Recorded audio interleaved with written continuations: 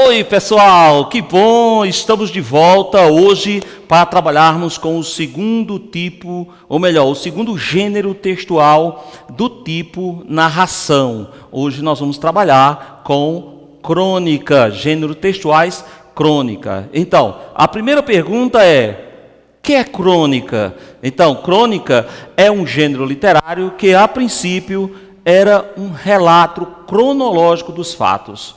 Tá? Então, sucedidos em qualquer lugar. Então, esse é um primeiro ponto que nós devemos observar. Tá certo? Então, logo em seguida, nós podemos perguntar: crônica, ela vem no percurso histórico. Então, uma narração de episódios históricos, é um fato, era chamada de crônica histórica. Como, por exemplo, as crônicas medievais, lá como o momento medieval, havia muitas crônicas. Essa relação de tempo e memória está relacionada com a própria origem grega da palavra cronos, que significa tempo. Então, a palavra cronos, que significa tempo. Então, quando nós temos uma crônica histórica, nós estamos relembrando a memória histórica. Então, memória da crônica, nós chamamos de memória escrita. A crônica é a memória escrita. Então, a crônica, desde sua origem, é um relato que ela permanece, ou é um relato em permanente relação com o tempo, de onde tira como memória, a escrita. Então, sua matéria principal, o que fica do vivido. Então você pega o que é vivido e você traz para o relato escrito, ou seja, fica uma memória escrita, ok? Então, para falar de crônica no Brasil, a crônica se consolidou aqui por volta de 1930, ali no momento de Getúlio Vargas para cá, né? E atualmente vem adquirindo uma importância maior em nossa literatura, graças aos excelentes escritores que nós temos no percurso dessa nossa história literária, que resolveram se dedicar exclusivamente a ela, exclusivamente à crônica. Então, nós podemos citar aí grandes escritores da literatura brasileira, como Rubem Braga, o grande Rubem Braga e Luiz Fernando Veríssimo. Esses dois aí, além dos grandes outros autores brasileiros, como nós podemos citar também Machado de Assis, José de Alencar, Carlos Drummond de Andrade, que também resolveram dedicar seus talentos, a esse gênero literário. Tudo fez com que a crônica se desenvolvesse no Brasil de forma extremamente significativa, graças a esses grandes nomes da literatura brasileira. Então, para tentarmos entender melhor como esses escritores produziam suas críticas, é interessante nós também observarmos as características que esse gênero textual ele carrega no seu interior, Então, por exemplo, nós podemos dizer que as características das crônicas, uma delas é a natureza ensaística, tem uma natureza ou uma estrutura de ensaio, tem uma certa leveza no que é escrito, diz coisas sérias por meio de uma aparente conversa fiada, aquelas conversas de botequim, conversa entre amigos, mas na realidade estamos tratando de uma coisa séria através dessa conversa fiada. Um uso de humor e também uma brevidade, um humor breve, aquele humor que nós podemos dizer que nós temos que observar com cuidado, onde é que começa a seriedade e termina o humor, onde começa o humor e inicia-se a seriedade do fato. É um fato moderno e está sujeito à rápida transformação e à fugacidade da vida moderna. É aquela coisa que nós chamamos de efemeridade. As coisas são efêmeras, elas são, além de efêmeras, elas são híbridas. Então, há uma velocidade muito grande na transformação dessa coisa que nós chamamos de fatos modernos ou fatos contemporâneos. Tá ok? Então, a pergunta é: onde é o lugar e qual é a finalidade da crônica? Nós podemos observar que é um gênero literário produzido essencialmente para ser vinculado em revistas e jornais, a priori ela teve essa característica. Hoje nós temos livros exclusivos só de crônicas, né? Mas a princípio eram vinculados em revistas e jornais. É feito com a finalidade de utilitária e predeterminada: agradar os leitores dentro de um espaço sempre igual, com a mesma localização, criando-se assim, no transcurso dos dias e das semanas, uma familiaridade entre o escritor e aquele que o lê. Então, tem escritores que eles ficam tão afinados, né, com os leitores, que os leitores passam a enviar as suas próprias narrativas, suas próprias histórias, que o escritor de crônicas transforma a história do leitor em outras crônicas. É algo interessantíssimo em relação a essa relação do escritor com o leitor. Tá ok? Então, a ideia de nós observarmos a crônica dentro de gênero narrativo é também observarmos qual é o ponto, né, qual é o ponto de vista que uma narrativa ela apresenta. Então, a crônica, na maioria dos casos, é um texto curto. Assim como o conto que nós vimos na aula passada é uma narrativa curta e narrado em primeira pessoa. Ou seja, o próprio escritor, ele dialoga com o leitor, ele conversa com o leitor, até porque para aproximar o escritor, o leitor, dos fatos do cotidiano do qual o escritor está fazendo a crônica ou produzindo a crônica. Isso faz com que a crônica apresente uma visão totalmente pessoal de um determinado assunto. É a visão do cronista. Né? Por isso que nós temos que observar um detalhe, né? A subjetividade do ponto de vista. Então, a subjetividade do ponto de vista é muito interessante, porque é importante que o seu ponto de vista, ou seja, do cronista, a sua forma de ver aquele fato fique evidente. Isso é um dos elementos que caracteriza a crônica, uma visão pessoal de um evento. Então, o escritor ele vai ter uma visão pessoal daquele evento. Isso é o que nós chamamos de subjetividade do ponto de vista na crônica. Todas as vezes que você lê uma crônica de Luiz Fernando Veríssimo, se você lê uma, lê duas, três, quando você começa a perceber, há uma certa presença da visão subjetiva do escritor dentro da crônica, pelo menos do eu narrador daquele escrito, daquela memória histórica. Então, existe dentro das relações que nós colocamos de gêneros textuais, todo gênero textual ele apresenta os seus tipos, né? Então nós saímos do tipo de narração para um gênero de narração, e dentro do gênero crônica há uma subdivisão, há várias formas de você apresentar uma crônica, e essa maneira, essa memória escrita que é colocada lá na crônica, nós podemos dizer que dentro da crônica existem tipos de crônica, e aí eu estou apresentando para vocês uma lista de tipos de crônica, a crônica descritiva, a crônica narrativa, a crônica dissertativa, a crônica narrativa descritiva, a crônica humorística, a crônica lírica, a crônica poética, a crônica jornalística e a crônica histórica. Olha só a quantidade de tipos de crônica que nós temos. Então, para cada tipo desse, existe um foco narrativo.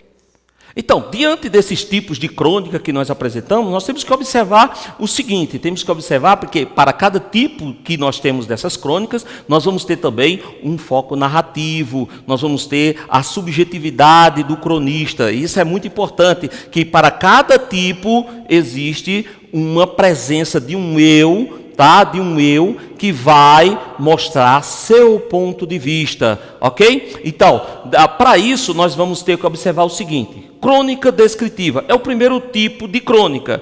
Ocorre quando uma crônica explora a característica de seres animados e inanimados no espaço preciso, como uma fotografia, ou um espaço dinâmico, como é o caso do filme. Então você tem uma crônica descritiva, uma única imagem, você é capaz de observar uma descrição gigantesca. Podemos observar uma crônica descritiva. O segundo tipo de crônica é a crônica narrativa.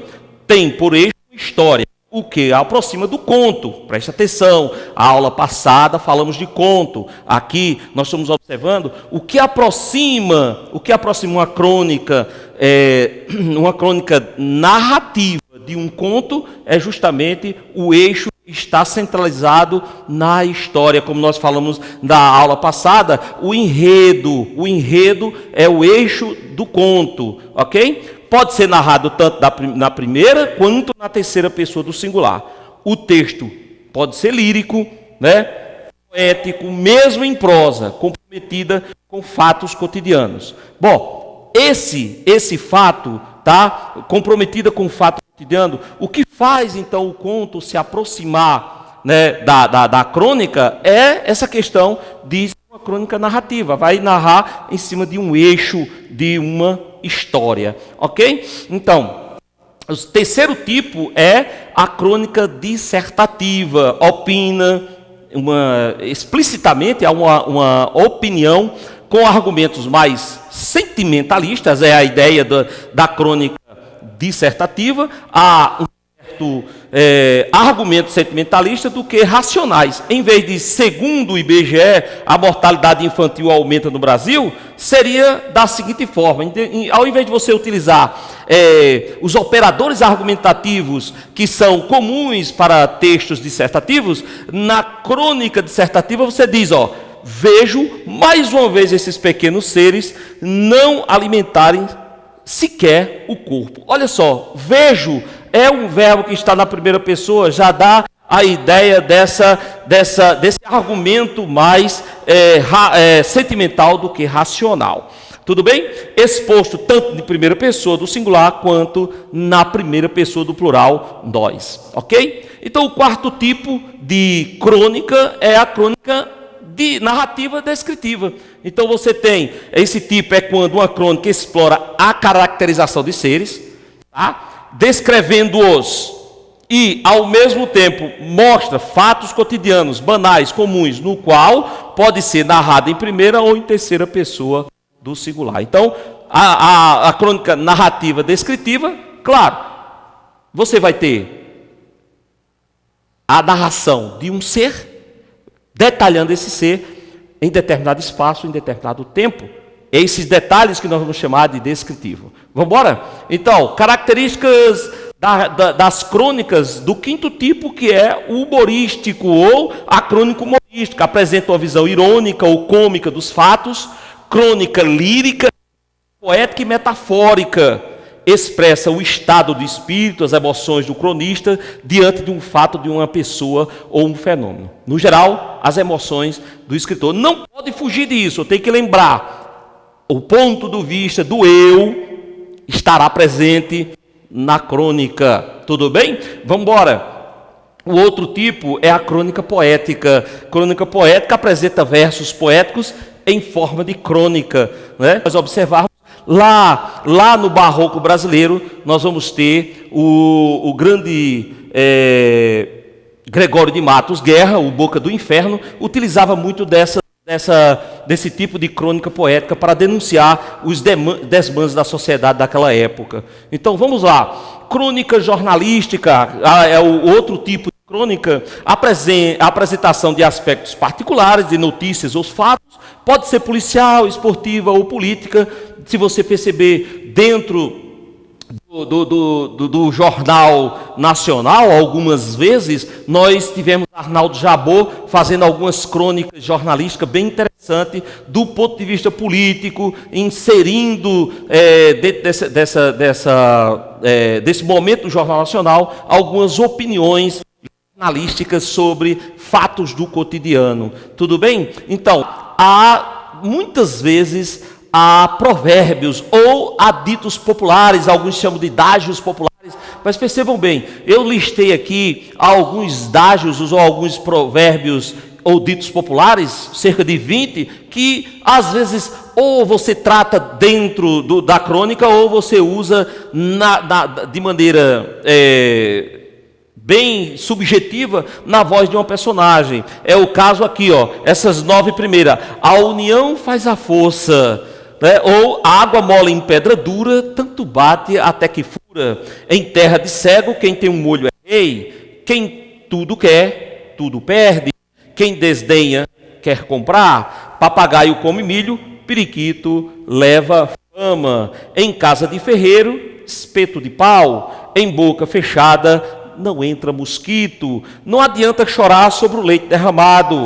A 10, falar é prata, calar é ouro. Então você tem aí, ó, quem espera sempre alcança. Aqui se faz, aqui se paga. Quem tem telhado de vidro não atira pedra ao vizinho. Tá ouvindo? Gato escaldado tem medo de água fria. Um é pouco, 2 é bom, 3 é demais. Quem ri por último, ri melhor. As aparências enganam. Quem semeia vento, colhe tempestades. Nem tudo que reluz é ouro, e mais vale um pássaro na mão do que 2 voando. Então, os provérbios e ditos populares, tá? Então você pode escolher um dos provérbios acima e a partir dele escrever uma crônica narrativa. O provérbio escolhido deve ter relação com a história e aparecer mencionado ou transcrito no desfecho da sua narração, do seu gênero crônica. Então, eu agradeço demais a presença de vocês aí no nosso canal, por vocês estarem vendo esta aula. É uma aula que tem como objetivo fazer vocês pensarem, observarem os tipos de crônica.